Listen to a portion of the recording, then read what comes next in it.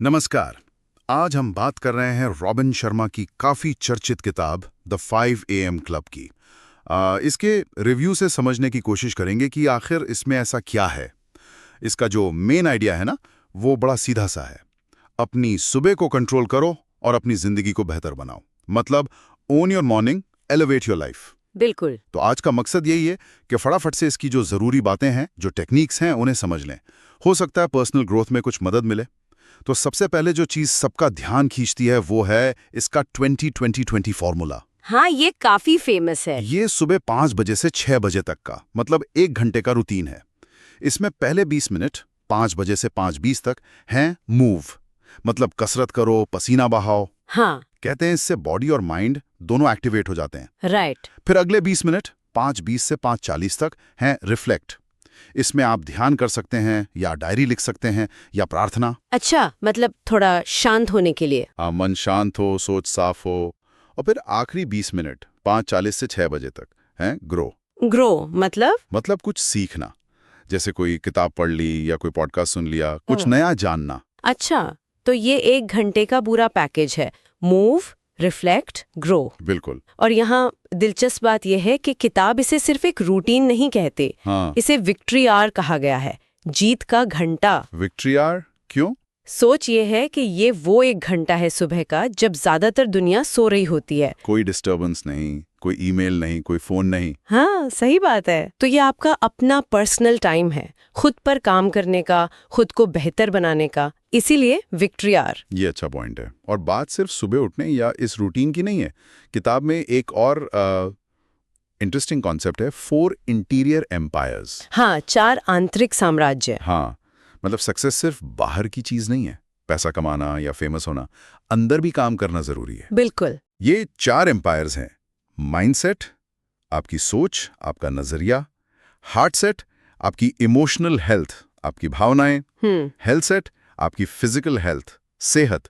और soul set, आपका spiritual connection, आपकी आत्मा की आवाज। और शर्मा कहते हैं कि असली कामयाबी के लिए इन चारों पर, मतलब mindset, heart set, health set, soul set, सब पर बराबर ध्यान देना जरूरी है। बिल्कुल, बैलेंस चाहिए। और अगर हम इसे बड़ी तस्वीर से जोड़ें तो एक और अहम विचार आता है, twin cycles of elite performance. Twin cycles, ये क्या है? ये कहता है कि जो टॉप के परफॉर्मर्स होते हैं ना, वो सिर्फ बहुत मेहनत ही नहीं करते, वो उतनी ही शिद्दत से आराम और रिकवरी पर भी फोकस करते हैं। अच्छा, मतलब सिर्फ काम काम काम नहीं। नहीं, वर्क हार्ड, रिकवर हार्ड। मतलब जोरदार मेहनत के बाद शरीर और दिमाग को पूरी तरह से रिचार्ज होने का टाइम देना। यही संतुलन उन्हें लगातार टॉप पर बनाए रखता है। ये तो बहुत प्रैक्टिकल बात है। अक्सर लोग रिकवरी को भूल जाते हैं। बिल्कुल, सोचते हैं बस लगे रहो, लेकिन वो सस्टेनेबल नहीं है। अच्छा, और ये सारी बातें जो हैं ये कहानी के फॉर्म में बताई गई हैं किताब में, है ना? हाँ, यही इसका एक अलग अंदाज है।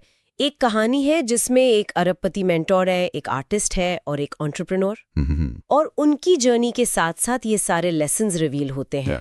तो ये थोड़ी पढ़ने में इंटरेस्टिंग बन जाती है, ड्राई नहीं लगती। हाँ, ये तरीका अच्छा है। हाँ, लेकिन इससे एक महत्वपूर्ण सवाल भी उठता है और रिव्यूज में ये बात आई भी है।